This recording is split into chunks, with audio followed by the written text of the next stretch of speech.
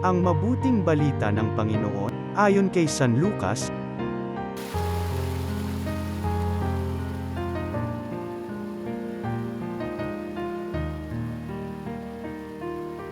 Noong panahong yun, sinabi ni Jesus sa mga Parisiyo at mga eskriba ang talinghagang ito.